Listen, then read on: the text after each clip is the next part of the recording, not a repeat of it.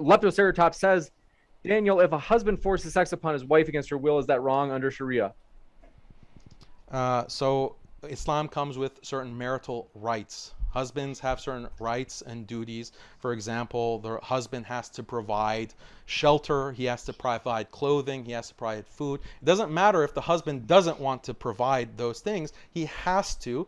And the state, the qadi, basically the Islamic State, can force the husband against his will to provide nafaqah for his wife and for his children and his family. This is something that's good. This is an important policy that reduces the man's individual liberty. And similarly, the woman's individual liberty is also restricted, that if the husband has a reasonable request for sexual relations, reasonable, then she is obligated to comply with that. If she decides not to, he can't start beating her and he can't start abusing her in a violent way.